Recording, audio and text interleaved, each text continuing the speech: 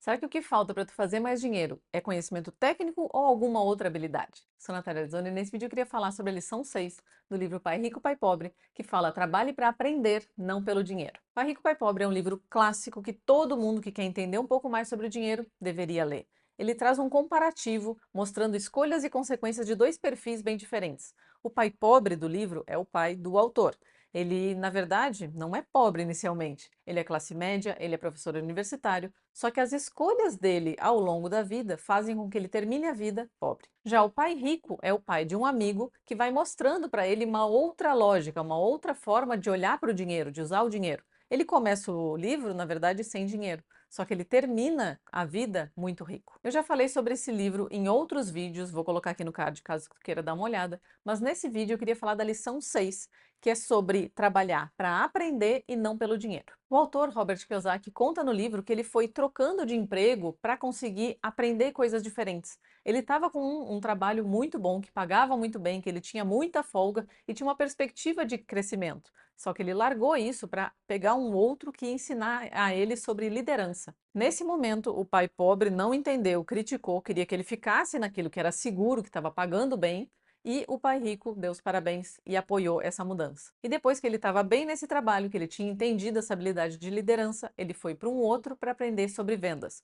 De novo, o pai pobre não entendeu nada, criticou horrores e o pai rico apoiou. Só depois de aprender essas habilidades trabalhando para os outros é que ele foi abrir o próprio negócio, agora entendendo mais sobre várias coisas para conseguir fazer esse negócio dar certo. Ou seja, o caminho dele foi focar no que ele queria aprender com cada empresa, não necessariamente no salário. Ele estava com um foco de longo prazo, investindo no futuro dele, aprendendo aquilo que ele precisava para conseguir fazer muito dinheiro lá no futuro. O que ele está falando aqui é que desenvolver habilidades e conhecimento é mais importante no longo prazo que focar no salário. Se a gente foca no salário, a gente pode sim fazer mais dinheiro agora, mas isso tende a dar uma estagnada. E daí tu não conseguir crescer disso. Tem uma história nesse capítulo que eu acho bem interessante. O Robert Kiyosaki estava dando uma entrevista e a entrevistadora no final falou para ele: "Ah, eu gostaria de ser uma autora de best-seller, já escrevi alguns livros, só que eles não vão para frente. Tem alguma dica para me dar?" E ele indicou para ela um curso de vendas. E inicialmente ela se espantou e depois ela ficou muito ofendida, falando que ela tinha mestrado, que ela tinha um monte de conhecimento, que ela não ia se rebaixar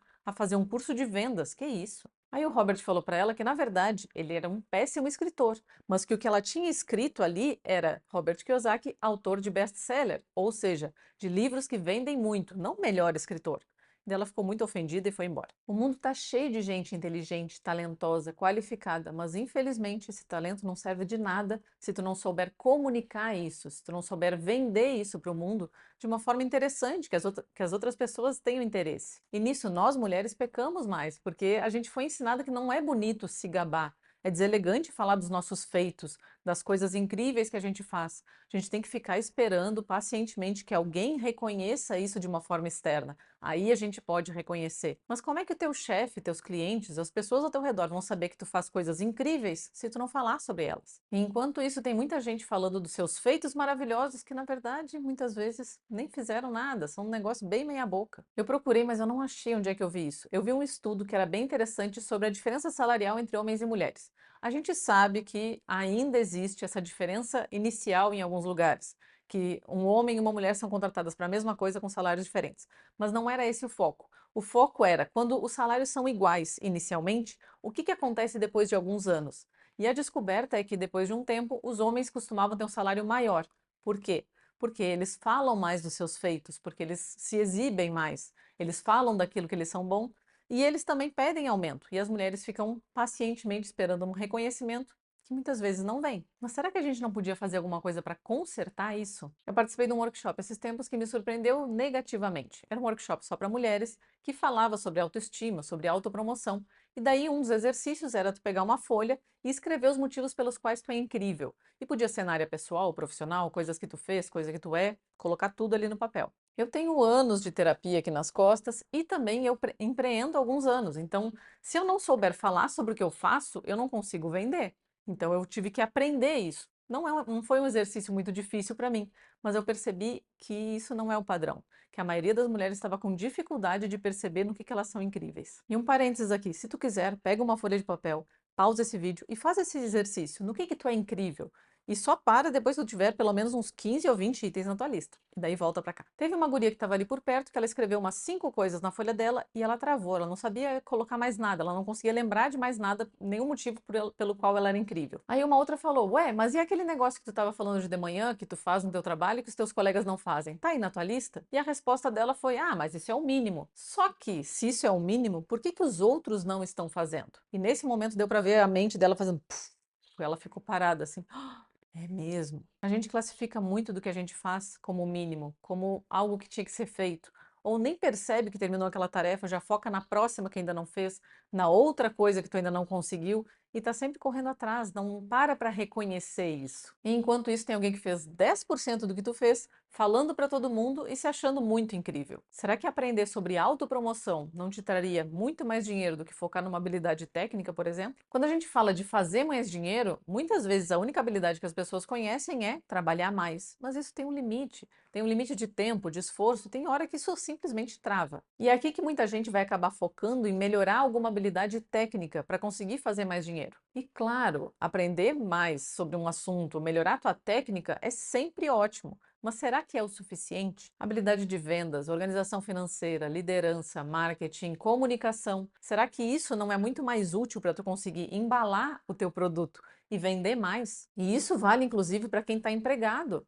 para quem tem um chefe. Tu precisa embalar o teu trabalho e mostrar para o teu chefe se tu quer aumentar o teu salário. Eu acho extremamente injusto isso, de ter que fazer um pacote bonito na volta de um produto que é ótimo. Eu tinha esse ranço, na verdade acho que eu ainda tenho esse ranço, porque na minha cabeça, algo que é bom tinha que se vender sozinho. Só que na vida real não é assim que acontece. Eu comecei a ver muita gente muito ruim vendendo produtos horríveis e fazendo muito mais dinheiro que eu, que tenho produtos maravilhosos. E daí eu comecei a fazer as pazes com isso, comecei a aprender sobre marketing, vendas, comunicação, storytelling, para conseguir mostrar mais isso, para conseguir juntar com conhecimento técnico que eu também fui aprofundando. Conhecimento técnico é sim muito importante, mas se tu não souber comunicar, se tu não atrair a atenção da pessoa para ela te ouvir por tempo suficiente, para tu provar que tu sabe daquilo, tu perdeu. E se isso era importante na época que esse livro foi escrito, agora imagina no dia de hoje que a atenção é algo tão disputado. Eu dei uma baita de uma volta, né? Mas voltando para a lição do livro, vou te trazer algumas dicas práticas. Busca empregos e projetos que te ofereçam essa oportunidade de aprender algo. E aqui ele está falando, claro, de tu procurar algum emprego que vai te pagar menos, mas que tu vai poder aprender alguma coisa.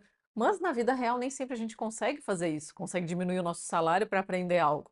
Muitas vezes a gente vai ter que fazer isso meio em paralelo. Então procura projetos que vão te ensinar aquilo que tu quer aprender, seja dentro do teu trabalho quanto fora. E sim, para isso tu vai ter que sair da tua zona de conforto. E não tenha medo, ou melhor, vai com medo mesmo. Qual é o pior que pode acontecer? Voltar para a zona de conforto? E uma ótima alternativa é exatamente investir em cursos, mentorias, networking. Assim como a gente aprende a investir dinheiro, a gente tem que aprender a investir na gente, porque o retorno que o nosso conhecimento pode dar pode ser muito maior do que simplesmente colocar o nosso dinheiro para se multiplicar. E uma última dica, que é uma coisa que eu tenho que estar sempre me relembrando, que é: os erros fazem parte do aprendizado.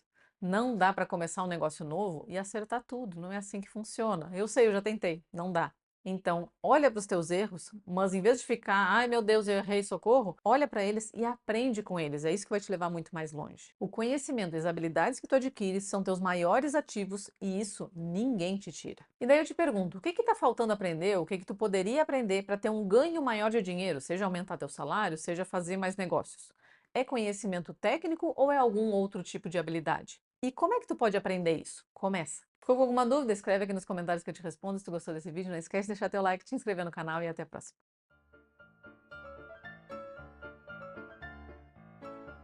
Nesse vídeo eu quero falar sobre a lição 6 do livro Pai Rico, Pai Pobre, que fala sobre...